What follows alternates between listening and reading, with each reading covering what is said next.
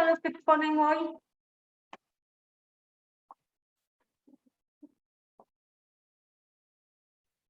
Buenas tardes, Buenas doctora. tardes, doctor. Hola, Jocelyn Rueda y Jocelyn Acosta. Jocelyn Rueda. Y Jocelyn Jocelyn Acosta. Acosta. Sí, Listo.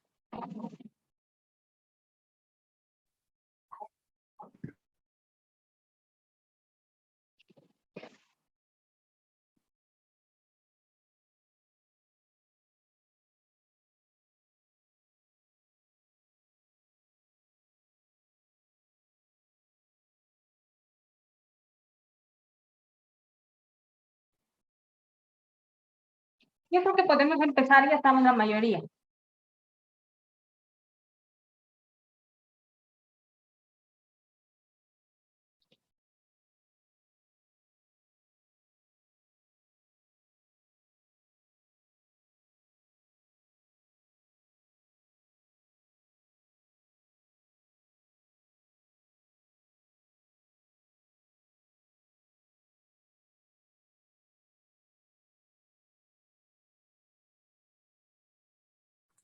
ya. Buenas tardes, doctora, compañeras y compañeros.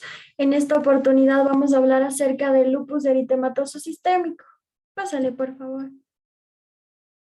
Ya, ese es el índice de contenidos que vamos a tratar, que la introducción va a hacer referencia a la definición, la etiología y la patogenia. En segundo punto hablaremos acerca de la clínica, es decir, de sus manifestaciones y también el diagnóstico.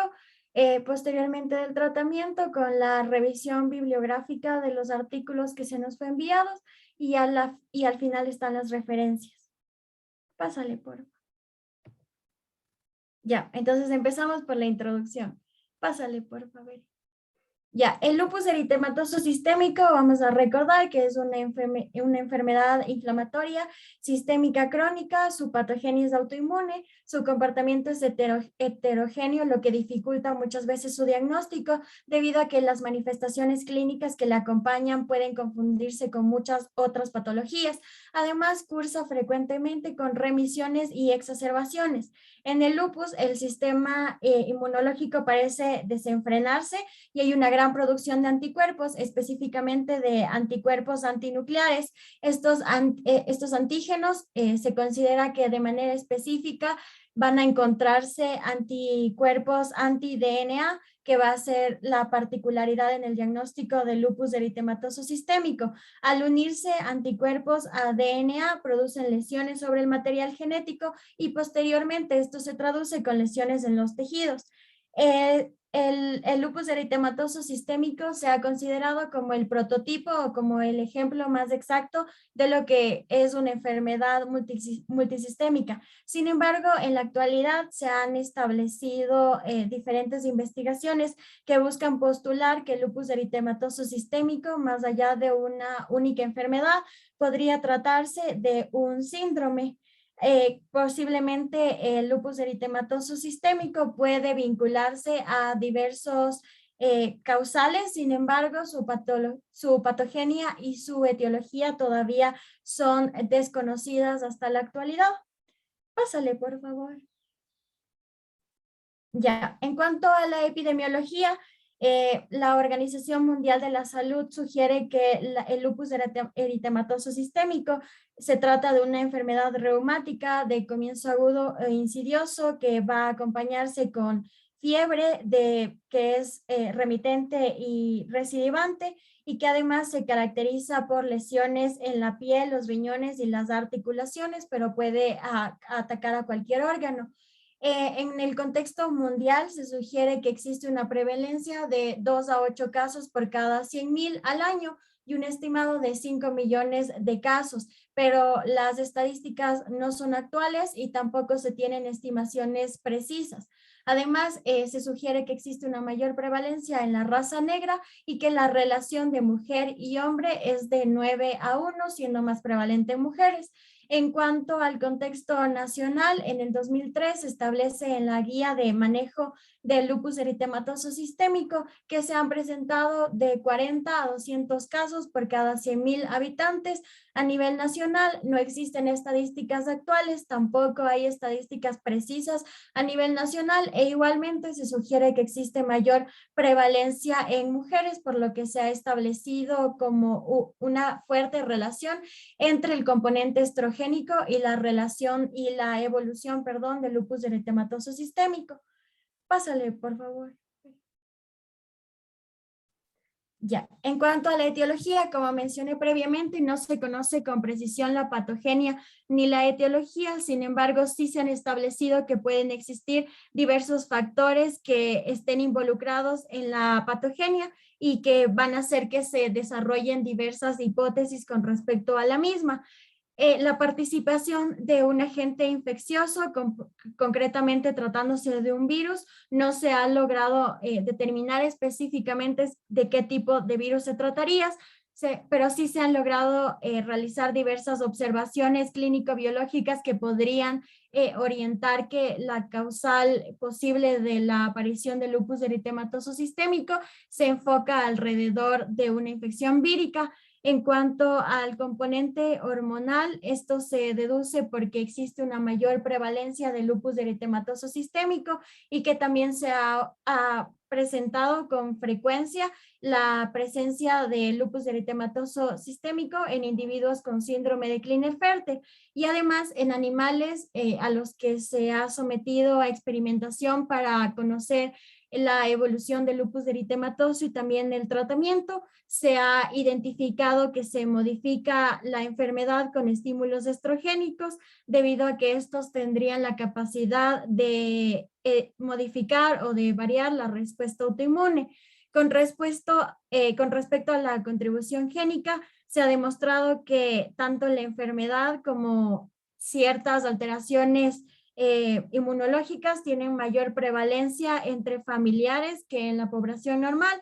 Y por otro lado, también se han establecido investigaciones alrededor de el HLA-B8, de DR3 y DR2, que tienen igualmente asociación en la herencia genética y asimismo es más prevalente el lupus eritematoso sistémico en personas negras y también otros déficits inmunológicos como de los factores del complemento C2 y C4. Y en cuanto al aspecto químico, se logró identificar recientemente que las radiaciones ultravioletas son desencadenantes de lesiones cutáneas y que pueden, por lo tanto, generar también afectación al grado de desarrollar lupus eritematoso y también se puede asociar en este punto a dietas ricas en grasas que tendrían la aparente capacidad de modificar la respuesta inmunológica, además de fármacos como la hidralazina y la procainamida, entre otros, que inducen a la aparición de un pseudolupus que ha justificado la hipótesis que sugiere la participación de elementos externos de tipo químico como agente etiológico del lupus. Pásale, por favor. Ya, entonces ahora vamos a hablar un poco acerca de la etiopatogenia. Entonces, como bien mencionó mi compañera, el agente etiológico exacto se desconoce, pero hay varios factores que los desencadenan. Entre ellos tenemos los factores genéticos y estos son la asociación con genes como HLA, DR2, DR3 y B8, entre los más importantes. También juega un papel importante los factores externos, como son la radiación UV, los medicamentos y los agentes infecciosos. Entre estos, los cambios epigenéticos como hipometilación del DNA y otros factores como son las infecciones. También la prevalencia de estos en cuanto al género femenino debido a factores hormonales y en más número en la edad reproductiva. Además de ellos tenemos factores inmunológicos como son la disminución de la supresión por parte de los linfocitos supresores. De esta manera que los linfocitos B van a generar una cantidad desmesurada de anticuerpos. En cuanto a ello tenemos por consiguiente la respuesta inmunitaria alterada, en donde se van a establecer complejos inmunitarios de anticuerpos. Los mismos que, como ya les había dicho, van a estar en una cantidad desmesurada que van a generar la inflamación. Entre ellos tenemos aquí la presencia de los signos clínicos como son exantema, los síntomas como son exantema, nefritis, artritis, la leucopenia y por consiguiente que van a exacerbar hacia una inflamación crónica y oxidación crónica y con ello generar el daño. El daño en cuanto a lo más crónico es la insuficiencia renal, la aterosclerosis que pueden generar daños graves en el sistema del paciente, que ya les voy a explicar un poco más adelante, y también puede haber un daño por el tratamiento. Pásale, por favor.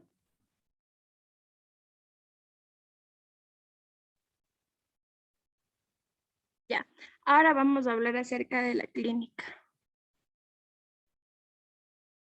Y pues bueno, entre las manifestaciones clínicas es importante decir que para nosotros establecer un diagnóstico vamos a valorar la gravedad y la reversibilidad potencial. Esto también considerando evaluar las consecuencias de las diversas acciones terapéuticas. Entonces, principalmente vamos a tener las afecciones musculoesqueléticas. Entonces, en las afecciones musculoesqueléticas podemos ver la presencia de poliartritis intermitente y la misma puede variar de leve a incapacitante y se va a caracterizar por edema de tejidos blandos y también por hipersensibilidad en las articulaciones, tendones, o sea, en ambas. Estas principalmente se van a encontrar en manos, rodillas y muñecas, pero un porcentaje de estas pueden mostrar deformidades articulares, como son en manos y pies. También aquí es importante señalar la hipersensibilidad en las articulaciones, en los tendones y a su vez la miositis que puede generar. Ya. Sí, es importante saber que si el dolor persiste en una sola articulación como la rodilla, la cadera o el hombro, se debe descartar el diagnóstico de necrosis óseo-isquémica y considerar más en otros parámetros para lupus eritematoso sistémico.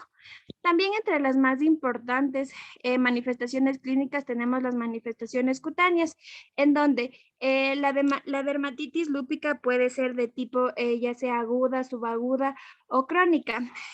Aquí tenemos como en la imagen que se observa en la parte de abajo, que se le observa solo un lado de la cara a una paciente, podemos ver una imagen de una paciente con lupus eritematoso discoide, que es un tipo de dermatitis crónica, siendo la más frecuente en el lupus, en donde aquí podemos observar que las lesiones van a ser circulares, con bordes eritematosos, hiperpigmentados, escamosos y también un poco elevados. Ya. Estos se van a destruir de forma permanente y van a generar, por tanto, cicatrices. Ya.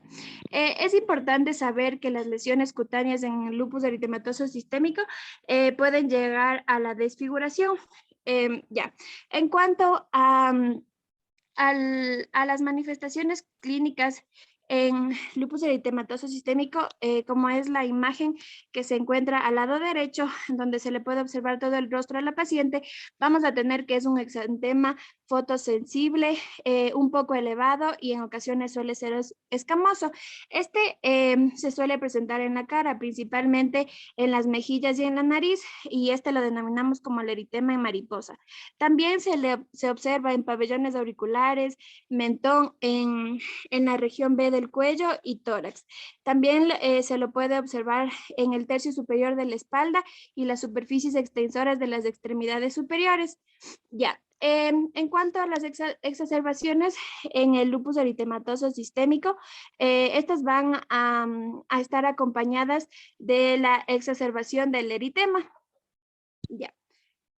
Aquí es importante destacar que también en cuanto a manifestaciones cutáneas se pueden observar en la exploración física hallazgos orofaringios como son las aftas, la estomatitis que es la boca inflamada y de color rojo y el enantema. Pásale, por favor. Ya. También tenemos entre las más importantes las manifestaciones del sistema nervioso central. Bueno, primero vamos a hablar de las renales. Entonces, en las manifestaciones renales sabemos que siendo la nefritis la más importante y la más grave, estas pueden llegar a tener altos índices de mortalidad durante los primeros años de evolución de la clínica. Pero es importante recalcar que la nefritis suele ser asintomática en casi todos los pacientes y por ello es importante realizar un análisis de orina en todo paciente con sospecha de lupus. Y también esta clasificación de la nefritis secundaria a lupus se le va a hacer básicamente por histología. Ya.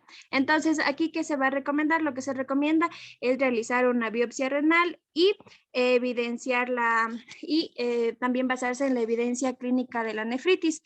Entonces, con estos resultados nos van a ayudar para el planteamiento del tratamiento y cómo se va a manejar el mantenimiento del paciente. Ya. Ahora vamos a hablar acerca de las manifestaciones del sistema nervioso central. Entonces, en manifestaciones del sistema nervioso central, en cuanto al lupus, va a conllevar a varias manifestaciones, ya sea del sistema nervioso central y del periférico. En algunos casos, estos van a generar un alto índice de morbilidad y mortalidad y es importante porque aquí tenemos unos casos comunes como es la neblina lúpica que suelen presentar los pacientes y son las personas que experimentan síntomas como son de confusión, de fatiga, pérdida de la memoria, dificultad para expresar sus pensamientos. Entonces, lo que más destaca y lo que más incapacitante puede ser en cuanto a la sintomatología del sistema nervioso central es la disfunción cognitiva en memoria y razonamiento. Las cefaleas, cuando son intensas, muestra la cronicidad y la exacerbación del cuadro de lupus y cuando son leves hay cierta dificultad para distinguirlas de una migraña. Ya, e incluso de una cefalea tensional. Ya, también el lupus puede suscitar convulsiones de cualquier tipo y es importante por eso la vigilancia de estos pacientes. También tenemos que hay manifestaciones como son la psicosis, que es importante aquí diferenciar la psicosis por lupus y también la psicosis por glucocorticoides. Entonces, ¿cómo lo vamos a diferenciar? Porque la psicosis por glucocorticoides va a aparecer durante la primera semana del tratamiento con estos fármacos y cuando se utiliza mayor a 40 miligramos de prednisona y las mismas van a desaparecer varios días después de ya sea suspender o reducir los glucocorticoides. También en lupus eritematoso sistémico es común también observar mielopatías y estas también suelen llegar a ser discapacitantes. Ya. También vamos a tener las manifestaciones en cuanto a obstrucciones vasculares. Entonces, es más alta la prevalencia de la isquemia transitoria e infarto del miocardio y vamos a saber que estos accidentes vasculares son más frecuentes en pacientes que poseen anticuerpos antifosfolípidos y se van a estar acompañados de hipercoagulación y accidentes trombóticos agudos. Entre ellos por eso es la importancia también del control de estos pacientes, debido a que suelen presentar infartos de miocardio, y esto se va a deber a cuando el cuadro ya se está cronificando y hay una aterosclerosis acelerada. También tenemos lo que son las manifestaciones pulmonares. La más común en esta patología es la pleuritis. La misma puede ser con o sin derrame pleural. Por lo general, cuando esta manifestación es leve, va a responder bien a los tratamientos que se utilizan con AINES, pero cuando ya se encuentra más agudo, hay que utilizar glucocorticoides. También es frecuente observar los infiltrados pulmonares y cuando las manifestaciones ya son o se podrían describir como potencialmente mortales, tenemos entre ellas las que provocan inflamación intersticial, y las mismas van a ocasionar fibrosis, el síndrome del pulmón retráctil y una hemorragia intraalveolar. Entonces, aquí hay que tener en cuenta que estas van a requerir un tratamiento inmunodepresor intensivo, y esto siempre debe ser en las primeras etapas. Pásale, por favor.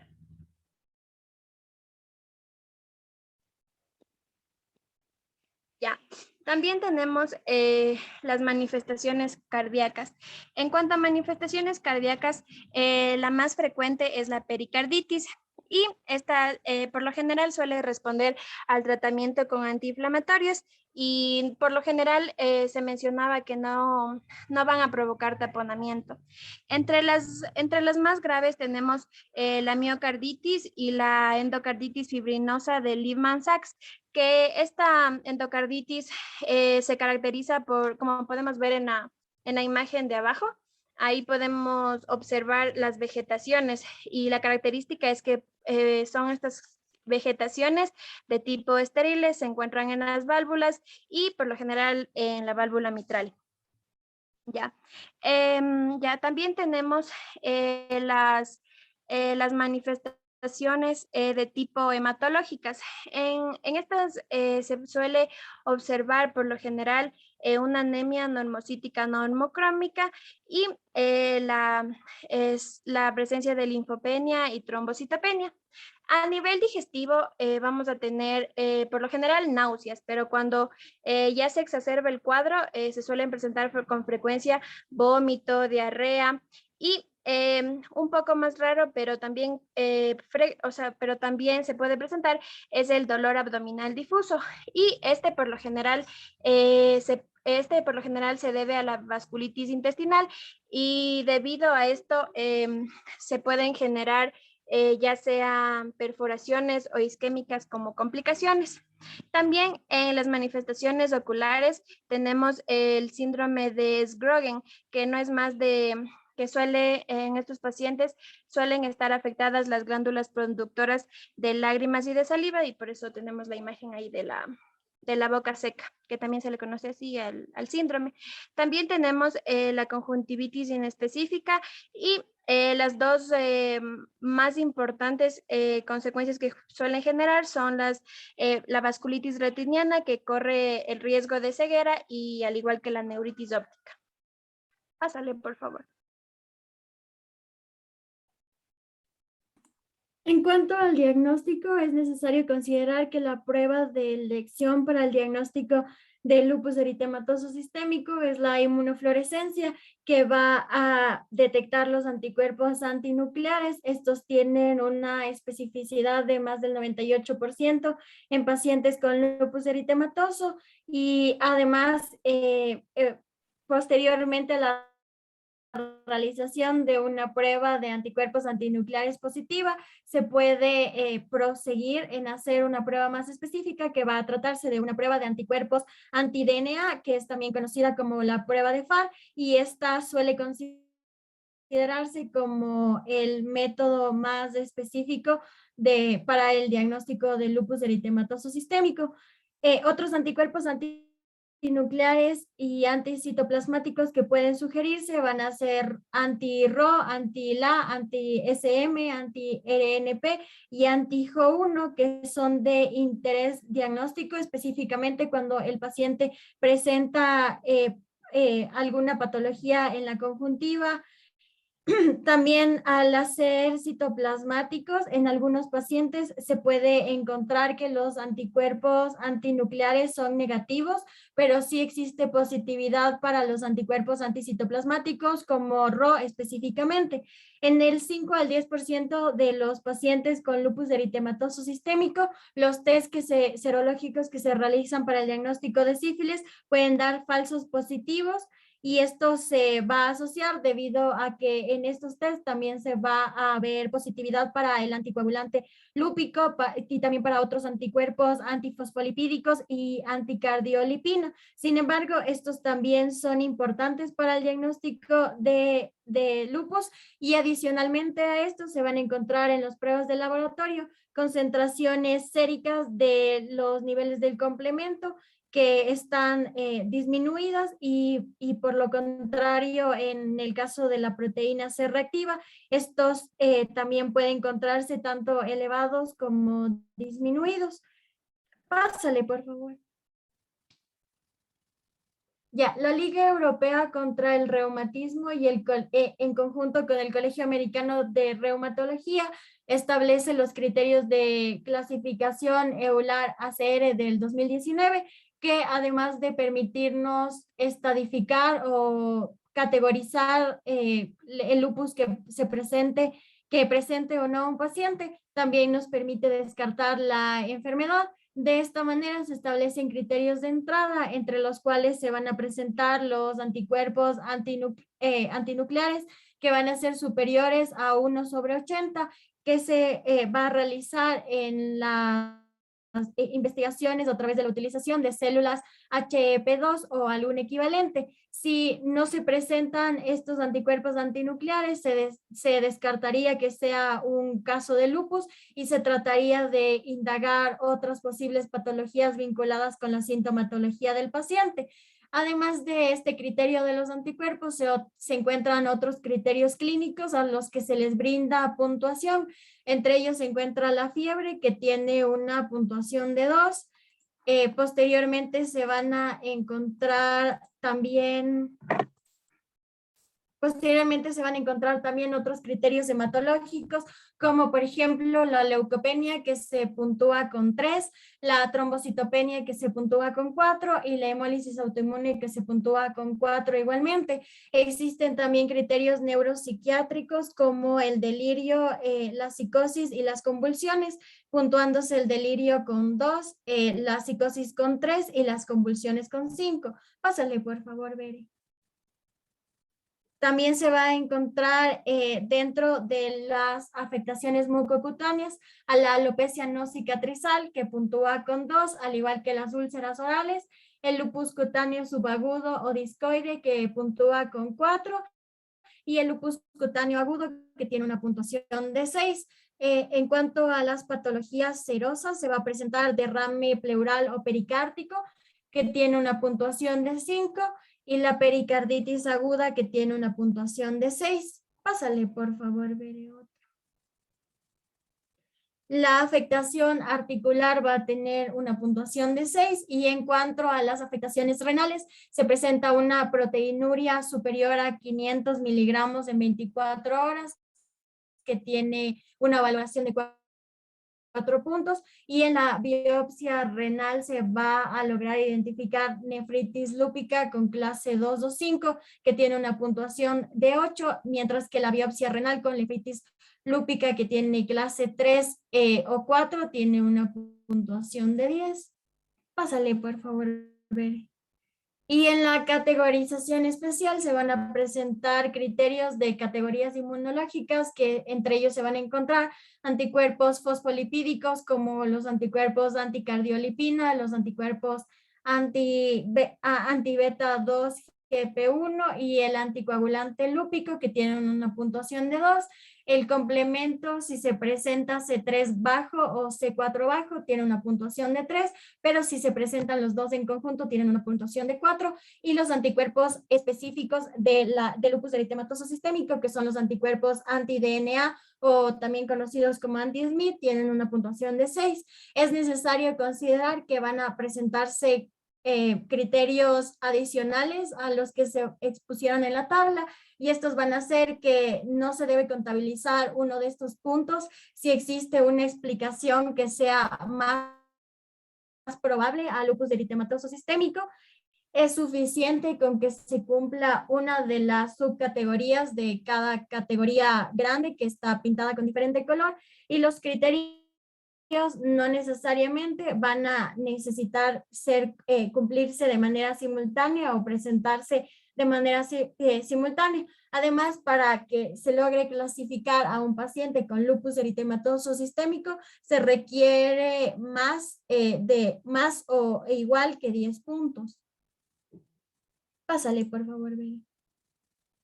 En los pasos hacia el diagnóstico de lupus eritematoso sistémico, el Ministerio de Salud Pública establece la guía práctica clínica, que es una adopción de la guía para lupus eritematoso sistémico chileno.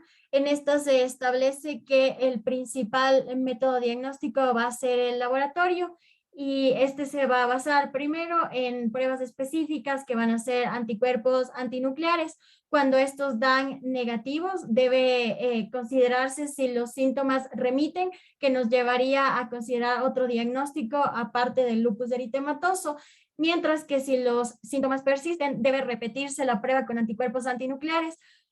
Si son negativos, se descartaría igualmente que se trate de un diagnóstico de lupus eritematoso sistémico, pero si alguno es positivo, debe considerarse el diagnóstico de lupus eritematoso. En el caso de que la prueba desde un inicio haya resultado positiva, sea tanto a anti-DNA como a otros como el anti-SM, el anti-RNP o el anti-RO o el anti-LA o los antifosfolipídicos, debe considerarse que se trata de un cuadro de lupus eritematoso sistémico. Si este es superior, si existe más de 4 o igual a 4 criterios de la guía del cuadro que previamente se expuso, y también si existe menos de estos 4 criterios, puede tratarse de un posible lupus eritematoso sistémico, pero también se considerarán otras afecciones. Y en cuanto a los exámenes generales que se van a realizar en laboratorio, van a buscarse en enfocar criterios que nos ayuden a identificar algunas exacerbaciones de lupus, como la anemia, la leucopenia, la trombocitopenia, la proteinuria, la hematuria y la presencia de cilindros celulares. Pásale, por favor, Bere.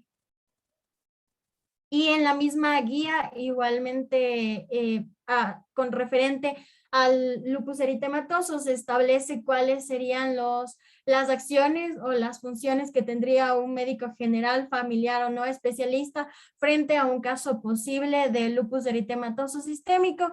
Y este es que a la sospecha de un diagnóstico de lupus eritematoso sistémico debe realizarse una derivación, sea si el lupus se presenta de forma leve a moderada, si existe, se va a desarrollar en estos casos una derivación normal, mientras que si el lupus es grave, la derivación será de urgencia.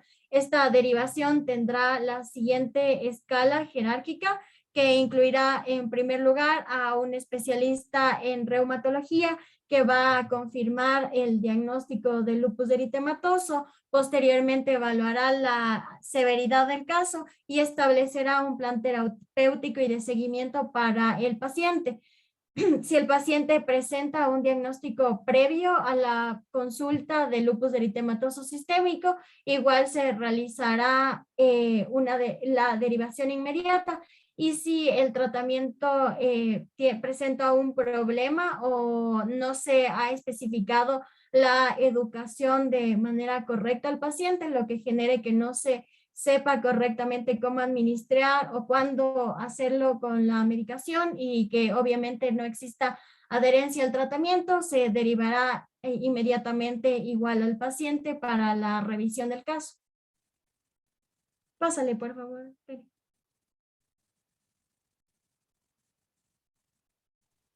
Ya, ahora vamos a hablar acerca del tratamiento.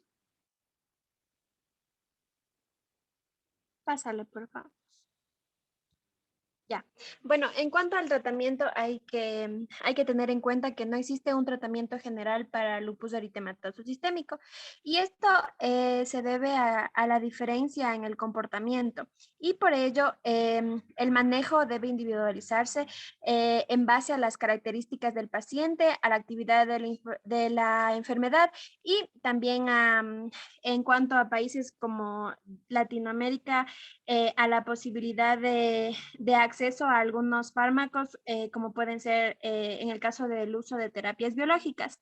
Entonces, el tratamiento se basa en el uso de glucocorticoides, antiinflamatorios no esteroideos, antimaláricos y diversos inmunosupresores.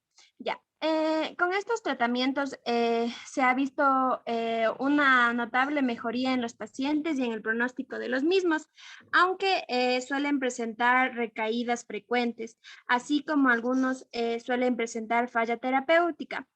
También es importante recalcar que es necesario vigilar la toxicidad de dichos fármacos y establecer un objetivo claro del tratamiento, que es alcanzar la remisión, es decir, la ausencia de de actividad clínica percibida o por lo menos llevar al paciente a la actividad mínima posible. Entonces, ¿y para qué nos planteamos estos objetivos? Esto es con el fin de suspender los inmunosupresores y los glucocorticoides o los mismos mantenerlos en las dosis más bajas posibles. Ya. También es importante recalcar que el tratamiento también incluye fotoprotección, control de síndromes metabólicos, cardiovascular, en el ambiente psicológico, en el ambiente ginecológico, debido a la instrucción en el caso del que la paciente desee ser madre. Pásale, por favor.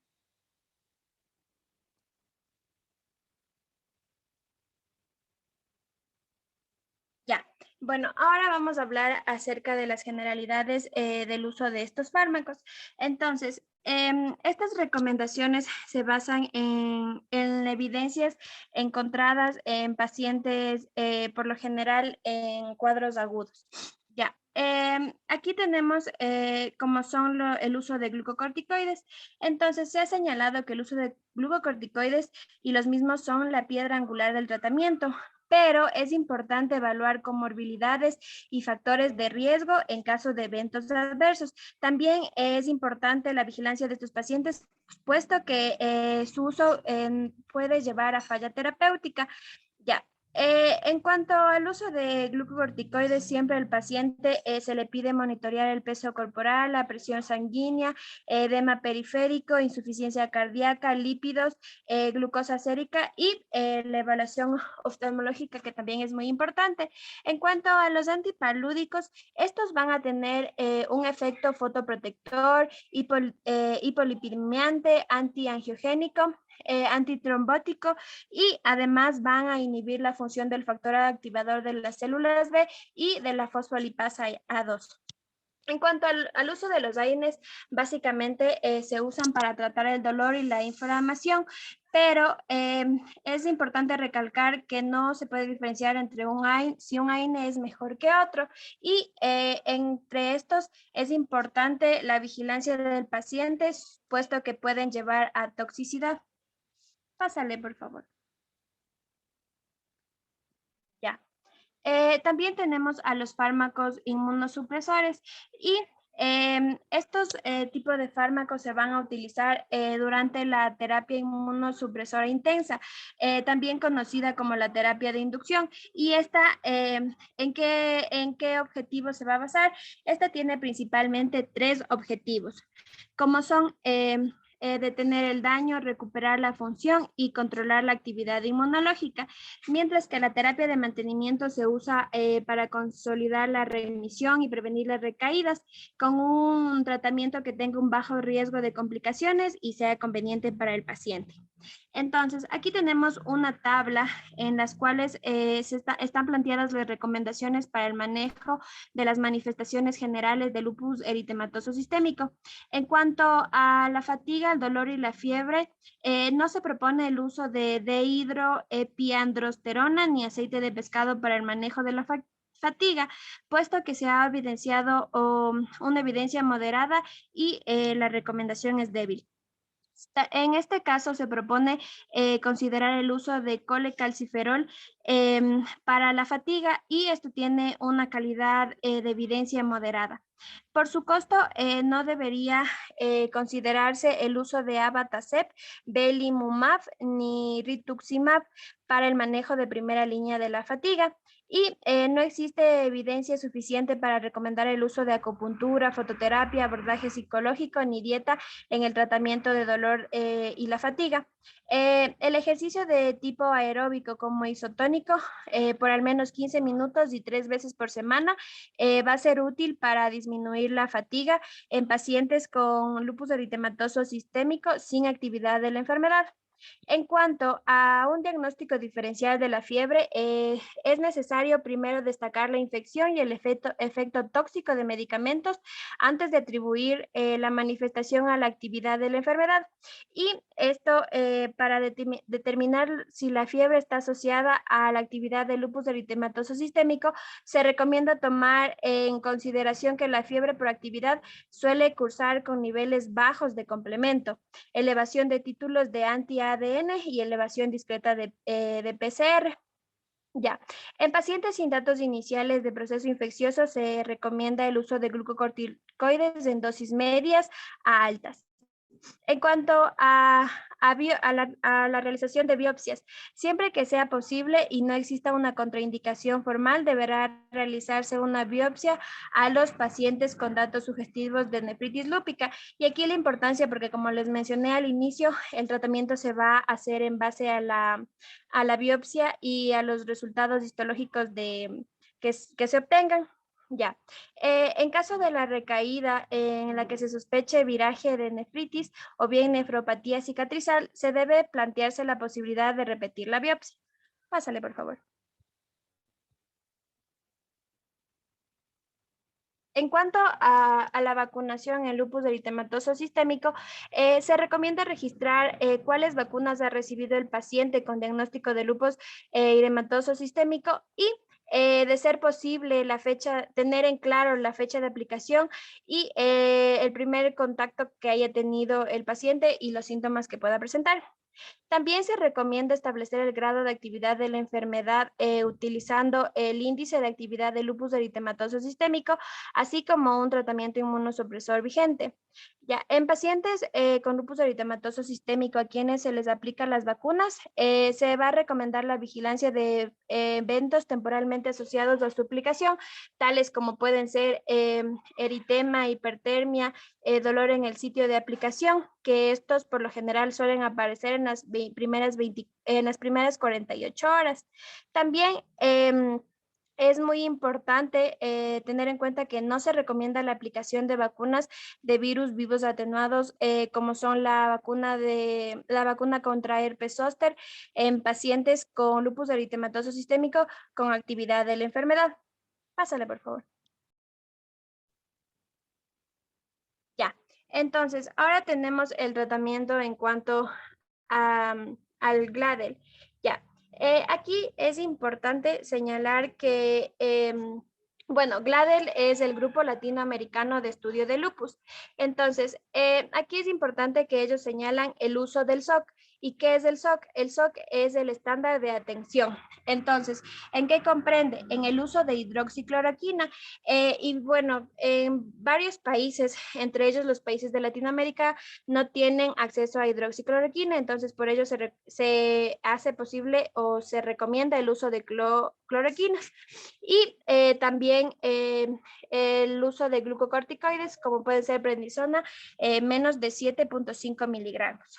Entonces, ¿cómo vamos a establecer el tratamiento? El tratamiento en cuanto si el paciente presenta manifestaciones musculoesqueléticas, va a ser el SOC, que ya les había mencionado, que es hidroxicloroquina más glucocorticoides más metrotexato.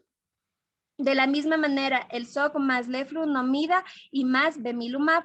Y existen otras opciones, como son aciatropina, micofenolato mofetil y rituximab. Pásale, por favor.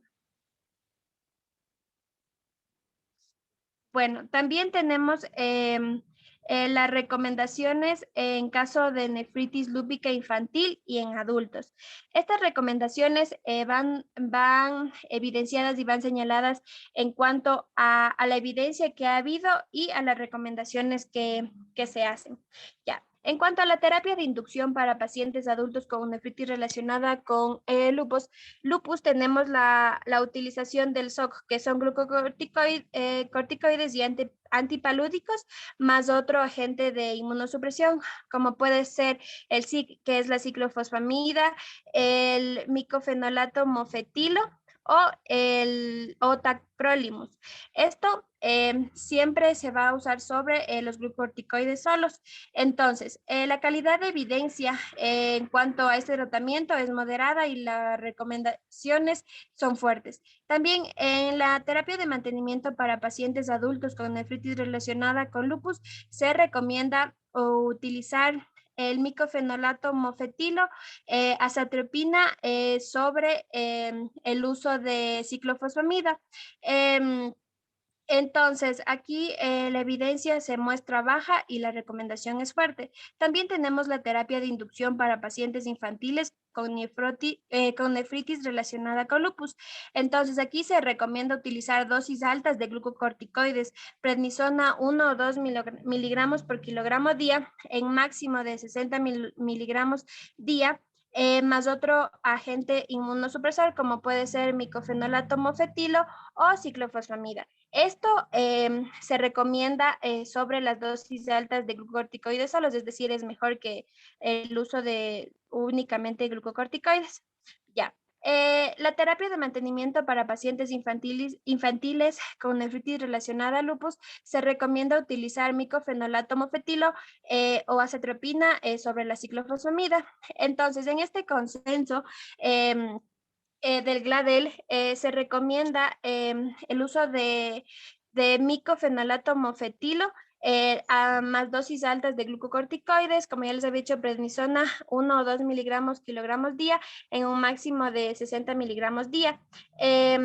Como también se le puede utilizar ciclofosfamida más dosis altas de glucocorticoides, y esto se ha visto que tienen beneficios significativos en cuanto al uso único de glucocorticoides. Pásale, por favor.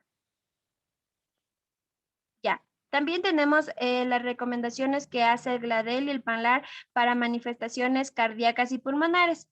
Entonces, en ellas, en las manifestaciones cardíacas, en pacientes adultos con pericarditis aguda relacionada con lupus, tenemos que se recomienda utilizar el SOC más colchicina sobre SOC más AINE o belimumab. Es decir, el SOC combinado con colchicina se asocia a beneficios significativos, como son la disminución de la tasa de recurrencia de pericarditis en comparación al SOC solo. También tenemos las manifestaciones pulmonares. ¿Cuál es el SOC? El SOC es hidroxicloroquina. Sí, está bien, hidroxicloroquina. Ajá. Es el estándar de hoy, ya. Uh-huh. Ya. Ya. En las manifestaciones pulmonares en pacientes adultos con hemorragia alveolar difusa relacionada con lupus, se recomienda utilizar glucocorticoides intravenoso, más ciclofosfamida o al igual que el intercambio plasmático terapéutico o rituximab. Ya.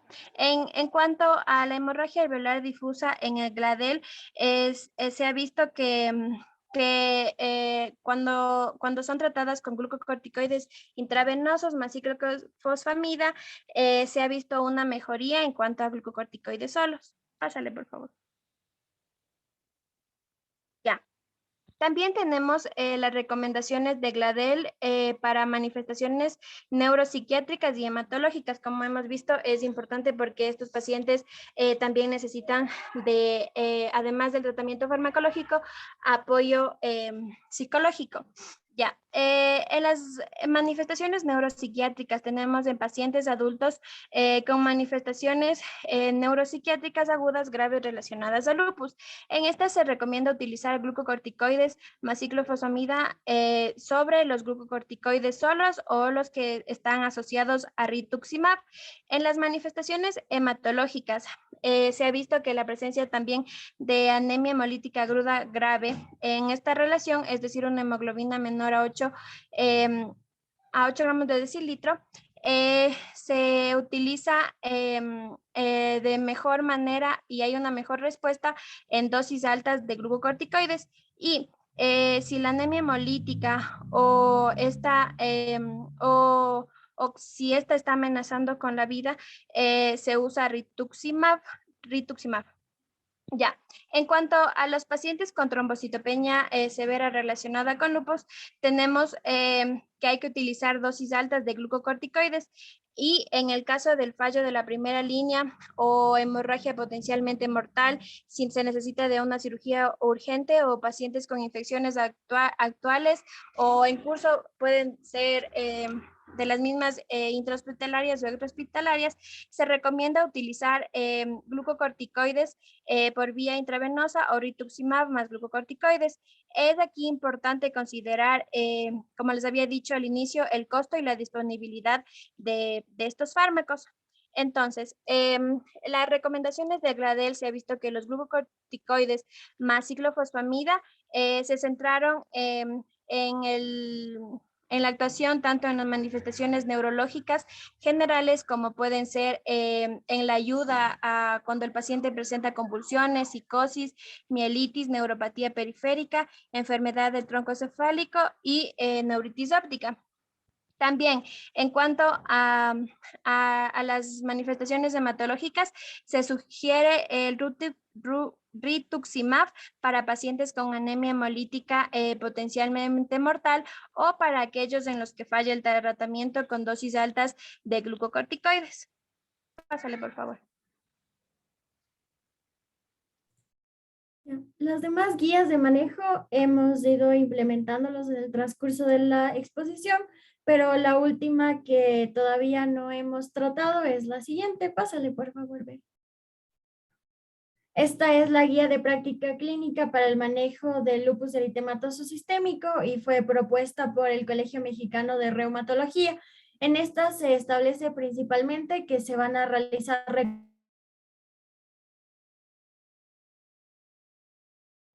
dependiendo de la severidad de las manifestaciones clínicas y que además este manejo terapéutico tendrá como a manera de seguimiento recomendaciones de seguridad para el desarrollo de la terapia del paciente.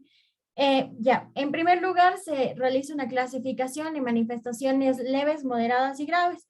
Dentro de las manifestaciones leves o menores se encuentran aquellas que no suponen un riesgo para la funcionalidad de ningún sistema ni tampoco que poseen un riesgo de muerte. Además, los daños que se generen dentro de estas manifestaciones son reversibles e incluso si no logran revertirse en su totalidad, tampoco desarrollan ninguna secuela importante. Entre estas manifestaciones se van a encontrar, por ejemplo, la fatiga, la fiebre, las artralgias, la artritis leve o intermitente, algunas manifestaciones cutáneas y también la serositis leve. Estas van a poder ser tratadas con AINES, con antimaláricos y también con glucocorticoides a dosis bajas, y posteriormente vamos a exponer el cuadro que tiene una mayor profundidad con respecto a los fármacos. Dentro de las manifestaciones moderadas, estas no son una amenaza para la vida, pero sí generan limitación funcional. Entre estas se encuentran la artritis persistente, las lesiones cutáneas graves o extensas, la trombocitopenia leve y la serositis moderada. Estas pueden ser tratadas con glucocorticoides a dosis bajas o medias, con antimaláricos e inmunosupresores, como en el caso del metotrexato y de la leflunomida.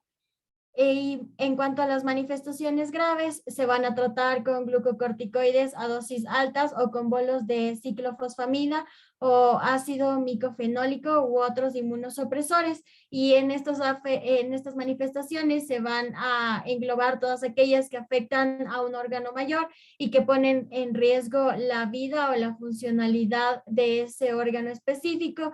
Estas van a tener riesgo de daño crónico con secuela orgánica importante, y en esto se van a ubicar a la glomerulonefritis lúpica, a la afección neurológica grave, a la hemorragia pulmonar, la vasculitis, el lupus ampolloso, etc.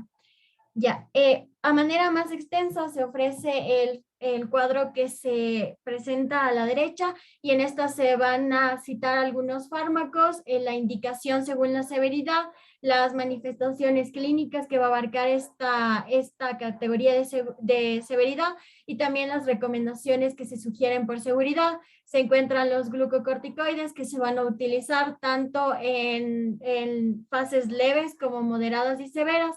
Tienen un uso generalizado de acuerdo con el tipo y la severidad de la manifestación, y además debe considerarse en este punto que los glucocorticoides varían dependiendo de la potencia, y obviamente su potencia va a estar directamente relacionada con la severidad del caso. En estos casos se recomienda el seguimiento metabólico del paciente. También se van a realizar de manera rutinaria mediciones de la tensión arterial y registros del peso. En el caso de la cloroquina tiene una indicación en casos de severidad leve y moderada, al igual que la hidroxicloroquina, por lo que ambas están indicadas en cuadros que se acompañen de afectaciones musculoesqueléticas, también afectaciones cutáneas, cardiovasculares, renales, hematológicas, y además se va a recomendar una visita anual a oftalmología.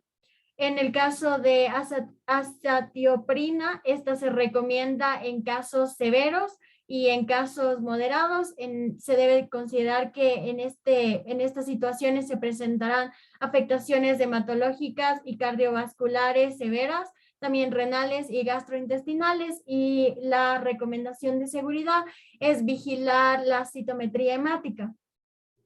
El metotrexato y la leflunomida y el micofenolato de mofetilo se manejarán en cuadros tanto leves como moderados, y difiere de este grupo el micofenolato, debido a que este también puede utilizarse en casos severos. Y en estos igualmente se van a tener consideraciones a nivel musculoesquelético, también renales y hematológicas, cardiopulmonares y gastrointestinales. Y la recomendación de seguridad va a ser vigilar la función hepática y renal, y también no utilizar ninguno de estos medicamentos durante el embarazo.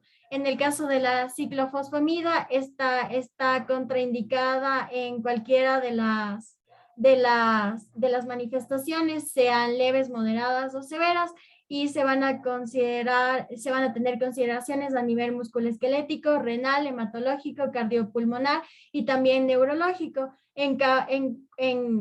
Con referente a su recomendación de seguridad, esta se va a utilizar con precaución en la edad reproductiva, debido a que está vinculada o se le ha asociado con cuadros de disfunción gonadal. También no se debe usar durante el embarazo y debe vigilarse la citometría hemática. La ciclosporina está indicada para casos moderados y severos. Se deben realizar consideraciones renales y hematológicas, y su recomendación de seguridad es que debe vigilarse la tensión arterial y también la función renal. Con respecto a belimumab, esta se va a recomendar en cuadros leves y moderados, con consideraciones musculoesqueléticas, cutáneas y manifestaciones generales. Y la recomendación de seguridad va a ser que se vigile en pacientes con depresión o con ideas suicidas y deben realizarse seguimientos a infecciones asociadas. Rituximab y la inmunoglobulina va a indicarse para cuadros severos únicamente, y estas van a presentarse o van a tratarse las manifestaciones refractarias al tratamiento. Lo que se recomienda es que se realice un seguimiento a las infecciones asociadas y también vigilar las reacciones alérgicas que se tenga a la administración. Pásale nomás, ve. Gracias.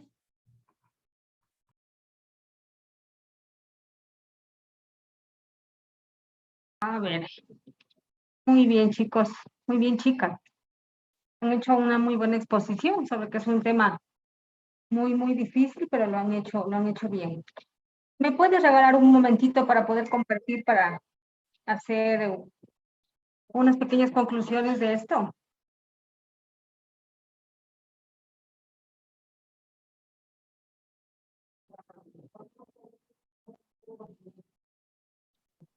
Ya, un momentito. Déjame apagar esto para que no se me vaya.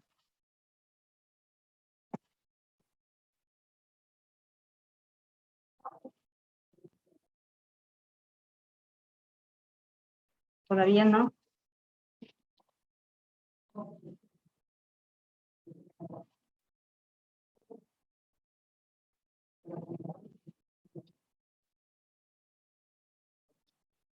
¿Ya?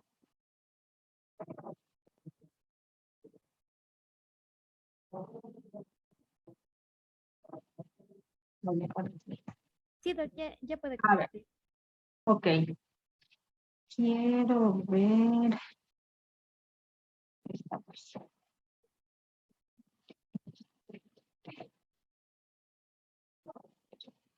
Bueno, hasta eso. A ver.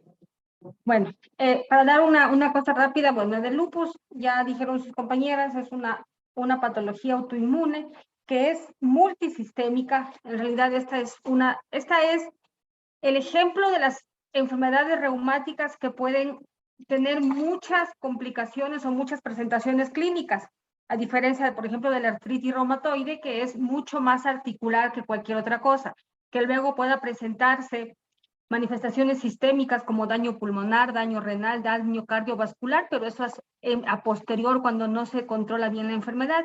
En cambio, el lupus puede debutar ya con una manifestación pulmonar, una manifestación cardíaca, una manifestación neurológica. Entonces es el ejemplo claro de un proceso multisistémico, que es mucho más frecuente en mujeres que en hombres. La diferencia, o sea, mejor dicho, la presentación es que la relación está entre 9-1, 9 mujeres, un varón. La edad de presentación, la mayoría de los casos están presentes en la adolescencia tardía y entre el comienzo de la cuarta y la quinta década de la vida. Es importante saber que hay una predisposición a tener la patología, como todas las enfermedades autoinmunes. Hay una predisposición genética a tener la patología.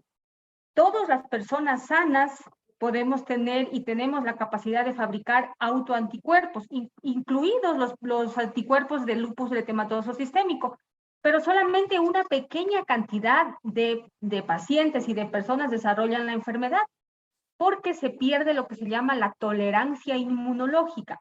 Y la tolerancia inmunológica es la que mantiene la apoptosis de este tipo de autoanticuerpos y hace que no se genere proceso inflamatorio o autoinmune. Si bien es cierto, hay muchos factores que pueden predisponer a que la enfermedad se pueda desarrollar, es importantísimo que la luz solar es uno de los principales factores que puede desencadenar enfermedad. ¿Por qué? Porque a nivel de las células de la piel tenemos receptores contra complemento y eso puede activar la patología. Igualmente, las infecciones por virus, sobre todo por el virus de Epstein-Barr, puede igualmente desencadenar enfermedad. Y esa es una de las complicaciones muy frecuentes de pacientes jóvenes que están con virus de Epstein-Barr, con mononucleosis infecciosa, y pueden desarrollar la patología. Obviamente, si es que hay igualmente predisposición a otro tipo de materiales, por ejemplo, metales pesados como silicio, pesticidas, mercurio, igualmente pueden hacer aparición de la patología.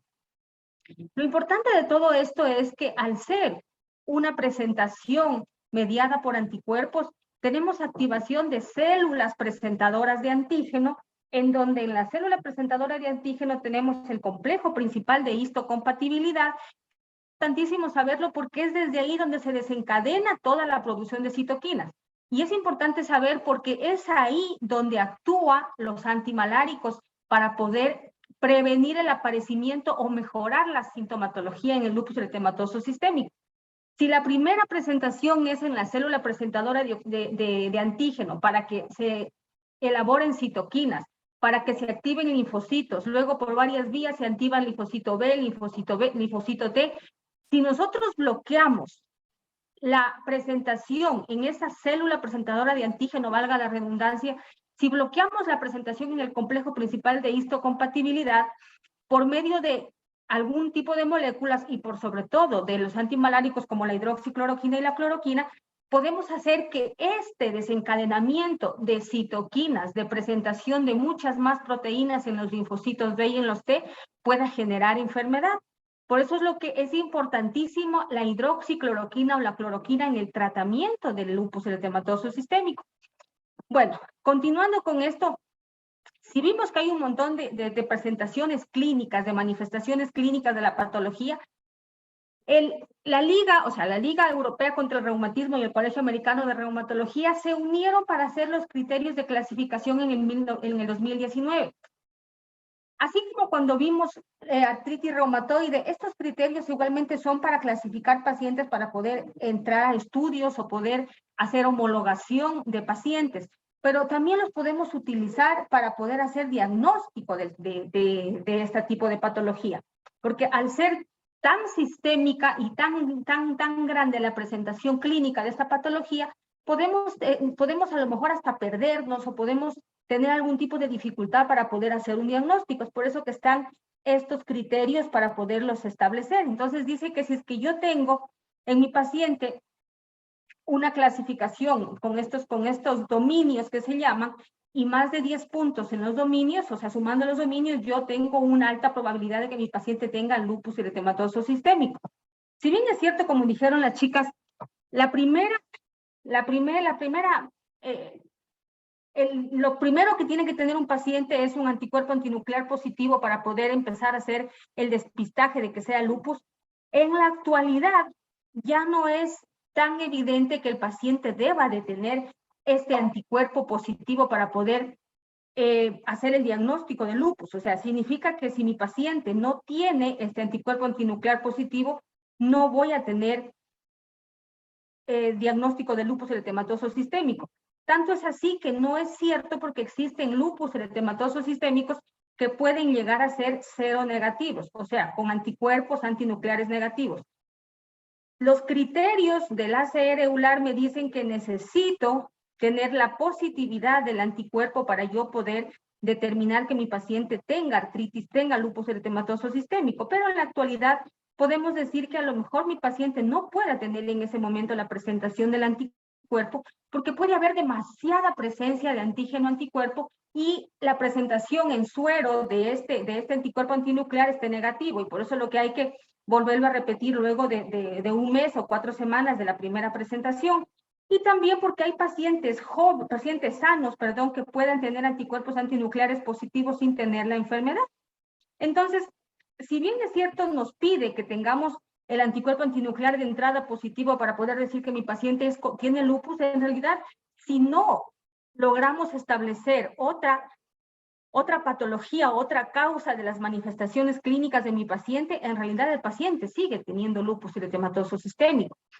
Por ejemplo, las categorías o los dominios son, si mi paciente tiene fiebre, tiene 2 puntos, pero esa fiebre que no tiene un origen infeccioso, que no tiene un origen viral, que no tiene un origen neoplásico, podemos, obviamente, cuando ya se ha hecho el despistaje de cualquier otro tipo de patologías que mi paciente le dé fiebre, pues puede ser que esta fiebre esté relacionada con una patología como el lupus. Luego tenemos los hematológicos, leucopenia, trombocitopenia y anemia hemolítica autoinmune. Esta presentación de leucopenia, trombocitopenia y anemia tiene que estar presente por lo menos en más de 2 exámenes separados en el contexto de unas 8 semanas. O sea, si mi paciente tiene leucopenia, linfopenia, trombocitopenia, en un examen, pues tendré que esperarme a tener otro en unas 8 semanas para ver si en realidad puede ser o es debido a una enfermedad autoinmune. Porque recordemos que las patologías virales igualmente pueden desencadenar este tipo de presentación. Y más si mi paciente tiene fiebre, mi paciente tiene leucopenia, tiene linfopenia, si estamos en la costa podemos pensar que es hasta un dengue. Entonces hay cierto tipo de cosas que tenemos que descartar. Recuerden que el lupus es una patología en la cual se descarta primeramente cualquier otro tipo de presentación para luego decir que puede ser por una enfermedad autoinmune. Las manifestaciones neuropsiquiátricas son importantísimas, el delirio, la psicosis y las convulsiones. Y vuelvo y repito, que no sean a causa de infecciones, que no sean a causa de tumores, que no sean causa de patologías por desequilibrio hidroelectrolítico, que no sea por drogas. Entonces, luego de eso yo puedo ver si es que es por una patología autoinmune. La parte mucocutánea es muy, pero muy, tiene un abanico muy grande. Paciente que tiene alopecia, que tiene zonas de alopecia, que tiene úlceras orales. La presentación de estas úlceras suele ser en el paladar blando, o sea, en la parte de atrás, no en el paladar duro de adelante, sino en el paladar blando, en la parte de atrás, y que suelen tener, pues pueden ser muy dolorosos. La fotosensibilidad con el eritema malar en alas de mariposa es lo que se relaciona al lupus cutáneo subagudo discoide, que tiene 4 puntos, y el lupus cutáneo agudo, que son lesiones mucho más profundas que pueden dejar hasta marcas o pueden dejar cicatrices. Luego viene la parte de las serosas, un derrame pleural o un derrame pericárdico, cuando el paciente obviamente no tiene ninguna sintomatología de infección. Recuerden que este derrame pleural vendrá a ser un trasudado, no un exudado. Entonces hay que conocer igualmente las características del trasudado y del exudado. Regularmente este derrame pleural en los pacientes que van a tener lupus o que tienen lupus es bilateral, a diferencia de los derrames pleurales que son infecciosos, que suelen ser unilaterales, o los que son por algún tipo de neoplasia. Pero siempre y cuando tenemos que saber qué es un trasudado. En la parte muscoesquelética, o sea, lo que dice la afectación articular, pero no solamente es el dolor, es la inflamación. Y miren lo que dice, sinovitis o inflamación o derrames de más de 2 articulaciones, artralgias en más de 2 articulaciones con rigidez matinal de más de 30 minutos. ¿Por qué dice esto de artralgia con rigidez matinal? Porque me está empezando a hacer proceso de dolor articular inflamatorio. Si ven que la característica es de inflamatorio con la rigidez matinal de más de 30 minutos, porque probablemente todavía no encontramos visualmente sinovitis. Si hacemos algún eco vamos a encontrar sinovitis, pero la sola presencia de un dolor articular inflamatorio ya me está dando la pauta de que puede ser un paciente con lupus. ¿Cuál es la diferencia de ver que este paciente no tenga artritis reumatoide? La artritis o la sinovitis en los pacientes con lupus eritematoso sistémico puede ser de articulaciones grandes, puede ser de articulaciones pequeñas, pero no es poliarticular así como es en la artritis reumatoide y tiene que cumplir más de 6 semanas. Aquí puede estar esto desde hace unos 3 meses, 4 meses, 5 meses. Son pacientes que a lo mejor no tienen simetría tampoco en la presentación o en la molestia articular, en el derrame articular. Luego vienen los renales, estas proteinurias, igualmente que no sean causadas por ninguna cosa infecciosa ni por ningún otro tipo de alteración renal. La proteinuria mayor de 500 gramos en 24 horas y lo que se llama la nefropatía lúpica clase 2 o 3, que eso ya se hace por biopsia, pero que en cambio en un examen de orina yo voy a encontrar lo que llamamos telescopado. O sea, tenemos piuria, bacteriuria, cilindruria, que no sea hematuria, que no sea por causas infecciosas. Eso es importantísimo. Hay pacientes que en el examen normal de orina tienen proteinuria, tienen piuria, tienen bacteriuria, pero haces un neurocultivo y no ves ningún tipo de infección. Tienes cilindruria, que es muy sugestivo de patología con pacientes con lupus eritematoso sistémico. Luego viene la parte de lo que es los anticuerpos. Entonces, anticuerpos anticardiolipina, anticoagulante lúpico, antibeta-2-glicoproteína. ¿Por qué? Porque estos anticuerpos están asociados a lo que es el síndrome antifosfolípido.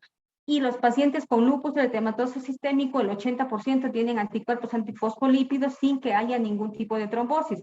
Cuando veamos síndrome antifosfolípido vamos a entender un poco más de esto. El complemento, cuando está bajo y si está el C3, el C4 bajo, ¿por qué? Porque es la activación del proceso inflamatorio mediado por autoanticuerpos, que igualmente va a ser sugestivo para poder ver si mi paciente está con actividad de la enfermedad. Y si tiene anticuerpos específicos, por ejemplo, el anti-DNA o el anti-SMIT, ¿por qué? Porque el anti-DNA tiene un riesgo muy alto de hacer patología renal. Si están positivos, también tienen ese puntaje. Pero si se dan cuenta, el mayor puntaje para poder hacer un diagnóstico o un screening de un paciente con lupus es clínico. En definitiva, sigue siendo clínico. Los anticuerpos lo que van a hacer es darnos el mayor riesgo de patología. Si tienen antifosfolípidos, pues el paciente tendrá riesgo de tener trombosis o eventos trombóticos. Si es que tengo anti-DNA, puede tener el paciente el riesgo de tener patología renal. Hay otros anticuerpos como el anti-RO y el anti-LA que pueden ser igualmente predictores de riesgo, sobre todo a nivel de piel, de las manifestaciones dermatológicas. Entonces, para cumplir, dice, los criterios de clasificación de lupus se requiere un criterio clínico y más de 10 puntos. O sea, el criterio clínico que está aquí y los 10 puntos. Siempre y cuando, obviamente, acordándonos que el paciente tiene que tener ANA, pero que en algunas ocasiones, si que mi paciente no tiene ANA y tiene manifestaciones clínicas, yo no puedo dejar de descartar que sea lupus eritematoso sistémico. Existe una situación que se llama efecto prosona. El efecto prosona significa que yo tengo en mi paciente todas las categorías y todos los dominios presentes que me pueden decir que es un lupus, pero tengo un ANA negativo. Y eso puede darse porque hay demasiada activación antígeno-anticuerpo y no puedo con el examen, con lo que se hace de la inmunofluorescencia indirecta, detectar el anticuerpo antinuclear porque está demasiado pegado el antígeno y el anticuerpo para desarrollar la enfermedad. Y después de 4 a 6 semanas yo puedo realizar mi ANA y me puede salir positivo. Luego vemos, ¿entendido hasta ahí? Sí, está claro.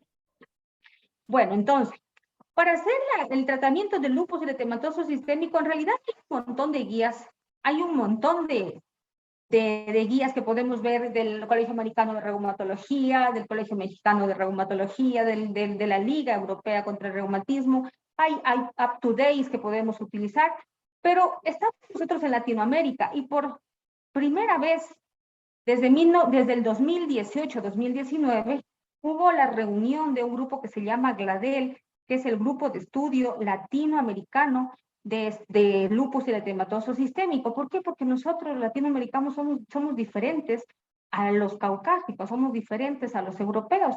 Y hay manifestaciones que son mucho más presentes en los pacientes con raza mestiza latinoamericana que los pacientes americanos negros o los europeos. Entonces se hizo un consenso y esto es un consenso validado por todas las ligas que estudian reumatología y tenemos nuestra primera guía de tratamiento de lupus latinoamericano.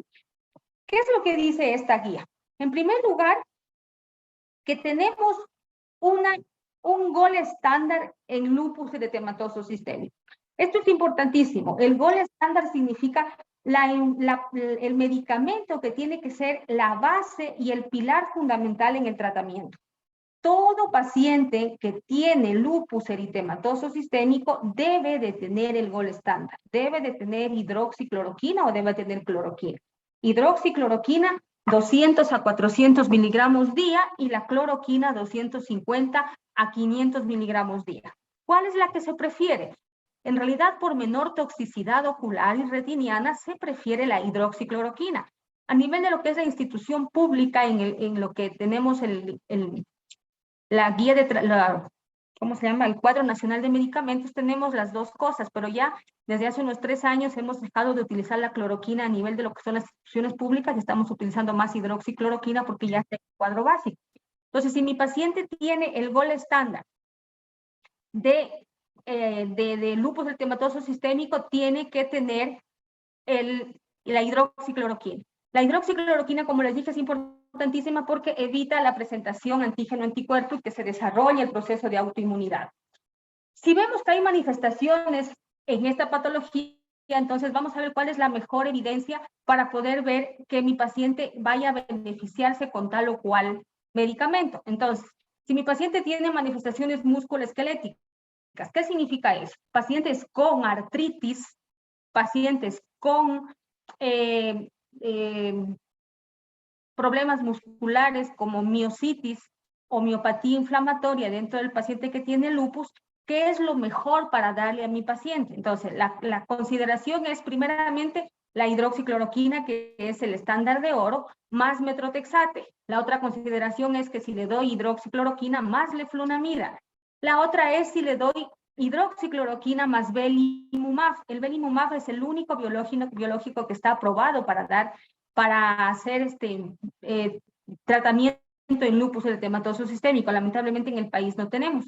Y luego igualmente con Abatacept y con un montón de situaciones más. Entonces dice que ¿cuál fue lo más beneficioso? Dice, si bien el panel consideró que en comparación de la hidroxicloroquina sola, agregar metrotexate, leflunomida o belimumab puede estar asociado con efectos benéficos en una proporción significativa de pacientes, pero hay que evaluar igualmente los costos, lo que es costo-efectividad en los pacientes. ¿Qué es lo que pasa aquí en el país?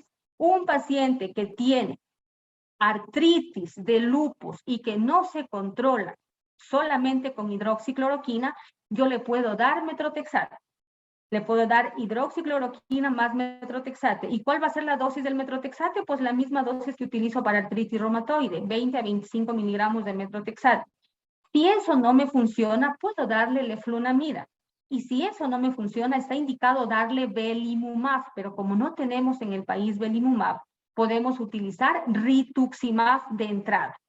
Utilizar micofenolato, utilizar azatioprina no tiene una evidencia sustancial de mejoría de la artritis en el lupus. Artritis en lupus, de primera línea, hidroxicloroquina. Segunda línea, hidroxicloroquina más metrotexate. Tercera, si no me funciona, hidroxicloroquina más azatioprina.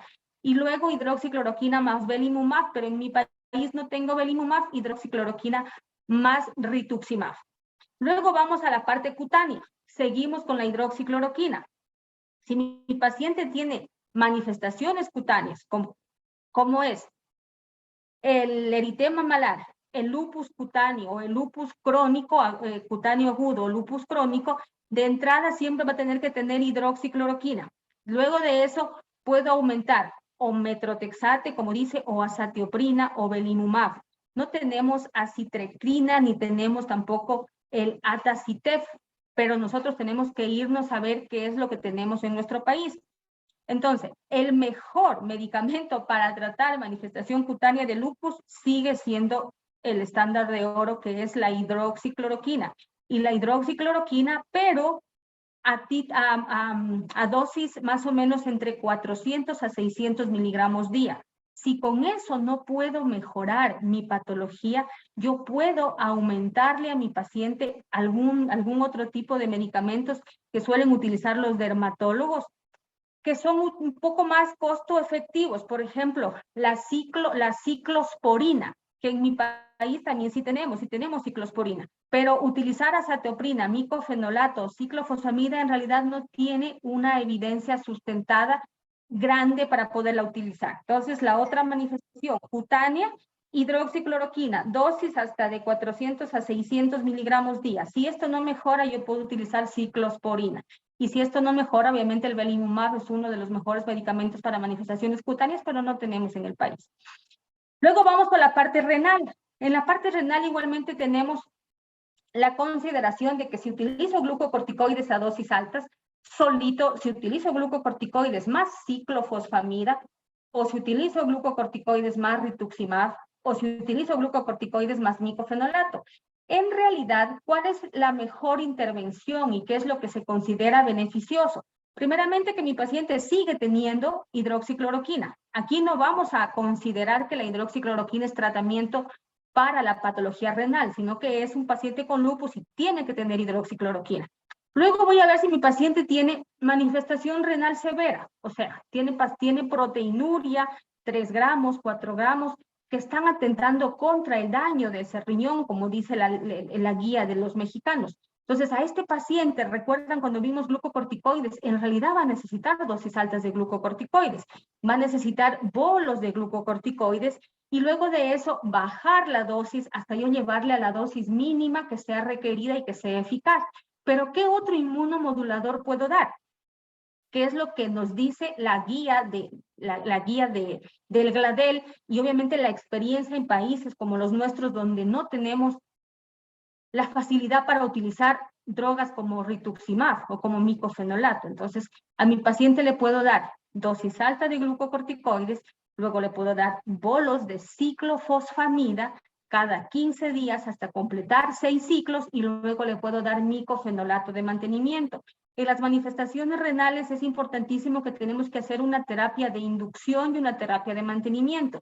En la terapia de inducción, yo doy dosis alta de glucocorticoides, puedo dar bolos hasta de 500 miligramos por 3 días, luego la cuarta voy a dar ciclofosfamida cada 15 días hasta completar 6 dosis, esa es mi etapa de inducción. Luego paso a mi terapia de mantenimiento que puede ser micofenolato 1 gramo cada 12 horas. Si es que quiero hacer al contrario, que también está bien y no tiene ningún tipo de efectos adversos, es utilizar micofenolato, pero a dosis de hasta 3 a 4 gramos en inducción. El problema está en que el micofenolato es mucho más caro que la ciclofosfamida, pero el micofenolato muchas de las veces en lo que es el cuadro básico de medicamentos ya se termina y no lo tenemos, podemos disponer como para hacer una inducción con dosis tan altas, por eso es que se prefiere hacer con ciclofosfamida y luego mantener con micofenolato. Y si hago con inducción con micofenolato solo, son 3 a 4 gramos diarios, 6 semanas, y luego de eso voy a hacer mantenimiento con 1 a 2 gramos diarios. ¿Cuál es la evidencia? Las dos en realidad mejoran, las dos son intervenciones que tienen sustento en metaanálisis y que me puede servir. Si luego de esto mi paciente sigue teniendo proceso de proteinurias o de manifestaciones renales, yo puedo acudir al rituximab. A pesar de que no hay un consenso tan grande ni estudios que me avalicen mucho la utilización de rituximab, en la utilización en diferentes casos o habiendo casos de presentación de casos, en realidad sí ha habido mejoría y se lo puede utilizar. La azatioprina también es otro medicamento que se puede utilizar en las manifestaciones renales, pero para hacer mantenimiento, cuando ya mi paciente está sin ningún tipo de proteinuria y se ha estabilizado su parte renal, en vez de dar el micofenolato, que también podemos hacerlo y que es un medicamento mucho más barato. ¿Estamos claros hasta ahí? ¿Alguna pregunta?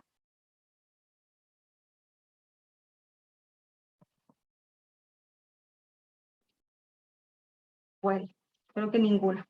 Ahora vamos a las manifestaciones cardíacas. En las manifestaciones cardíacas, como dijimos que hay pericarditis, sobre todo la pericarditis aguda, que hay que prevenir y que haya taponamiento cardíaco. El gol estándar más colchicina, se hizo la comparación contra el gol estándar más medicamentos antiinflamatorios, o sea, AINES a dosis altas, y también el gol estándar más belimumab, o también dosis bajas de corticoide durante 4 semanas y luego la disminución gradual.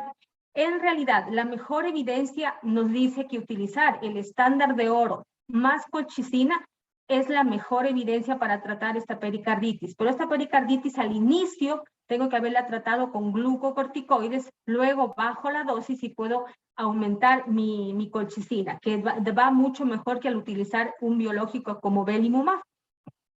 Luego vamos a las manifestaciones pulmonares. En la hemorragia alveolar difusa, la hemorragia alveolar difusa es una presentación de lupus eritematoso sistémico muy severo.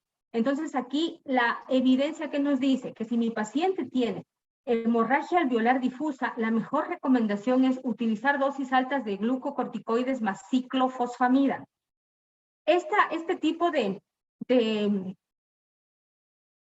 asociación es mucho más efectiva, mejor dicho, es menos costosa, igual de efectiva que si utilizo dosis altas de glucocorticoides más inmunoglobulinas. En realidad, el utilizar inmunoglobulinas en nuestro país es un poco complicado porque primero es el costo. El costo de la ciclofosfamida es de $10 una ampolla de 1 gramo. El costo de las inmunoglobulinas es por un día, más o menos son $3,000 a $4,000 el día. Entonces, tengo que ver qué es lo que mi paciente o en la práctica diaria o en el hospital en el que estoy es mucho más costo efectivo. Entonces, la evidencia me dice que utilizar las dosis altas de glucocorticoides más la ciclofosfamida puede ser que sea una terapia adecuada para tratarlos. Y si es que no me funciona, puedo también igualmente utilizar rituximab si es que está en mi panel de medicamentos de la salud pública o que yo pueda utilizarlos. Pero los glucocorticoides más ciclofosfamida en realidad son una de las cosas que le puede ayudar muchísimo al paciente. En las manifestaciones neuropsiquiátricas como la psicosis, las convulsiones o los delirios, dosis altas de glucocorticoides. La segunda intervención sería dosis alta de glucocorticoides más ciclofosfamida y la tercera dosis alta de glucocorticoides más rituximab. ¿Cuál es el beneficio y cuál es la recomendación? La recomendación sugiere utilizar glucocorticoides más ciclofosfamida, o sea, sigue siendo la ciclofosfamida un medicamento de rescate importantísimo en manifestaciones severas y es mucho más, es mejor utilizarlo sobre utilizar glucocorticoides solo o utilizar igualmente glucocorticoides más rituximab, pero en el rituximab, ¿por qué? Por el costo que tiene este medicamento, pero si es que tengo algún tipo de falla, ciclofosfamida, o tengo algún tipo de situación que no pueda utilizar ciclofosfamida en mi paciente, le puedo dar rituximab. Recuerden que rituximab sí tenemos en el cuadro básico de medicamentos, y por ejemplo aquí en el Eugenio Espejo sí tenemos rituximab. Luego vamos a ver las manifestaciones hematológicas. En el lupus podemos encontrar la anemia hemolítica y la trombocitopenia, que son las consideraciones mucho más severas y atentatorias contra la vida. En realidad aquí la utilización de glucocorticoides solos a dosis altas versus la utilización de glucocorticoides como rituximab es lo que se estudió y es lo que se fue a tener la consideración. ¿Y qué es lo que es la mejor evidencia? Pues la mejor evidencia está en utilizar glucocorticoides más rituximab versus utilizar el glucocorticoide solo. Porque si yo utilizo glucocorticoide solo, corro el riesgo de que cuando ya empiece a bajar la dosis alta de este medicamento, mi paciente vuelve a tener anemia y vuelve a tener trombocitopenia. Pero si yo doy con rituximab, en realidad tengo mejor evidencia para poder bajar el corticoide y menos efectos adversos y me mejora lo que es la anemia hemolítica y la trombocitopenia. Luego tenemos, creo que ya vimos las manifestaciones más. Bueno, y aquí en las manifestaciones del síndrome antifosfolípido, eso vamos a ver después porque es una de las cosas solas que tenemos que ver.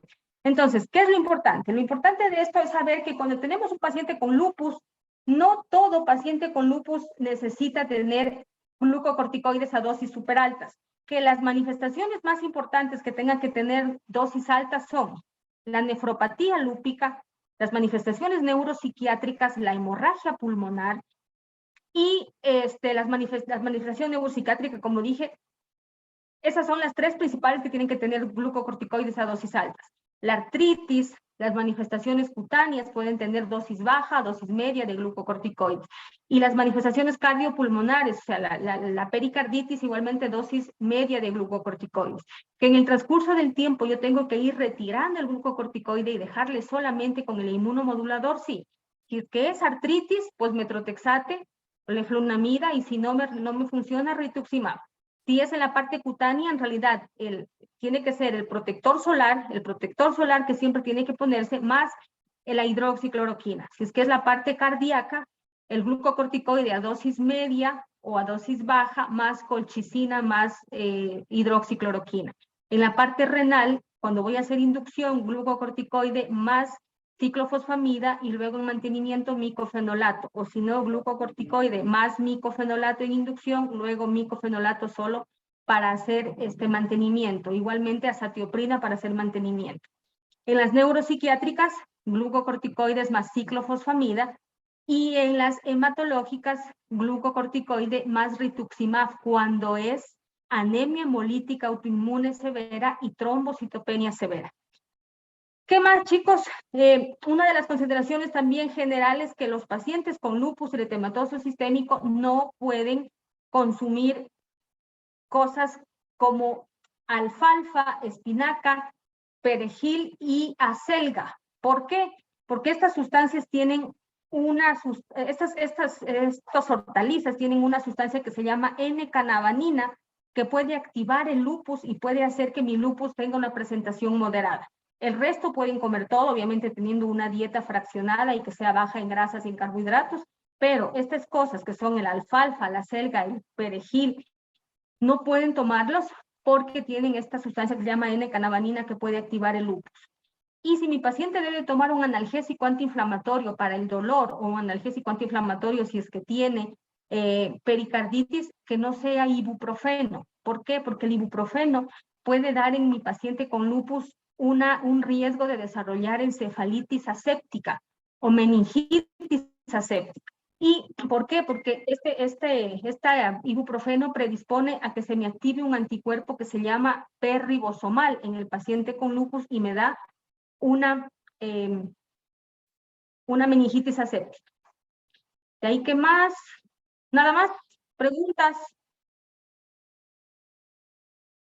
¿Quedó claro? Y si no, me preguntan cuando ya tengamos clases. ¿Alguna cosa?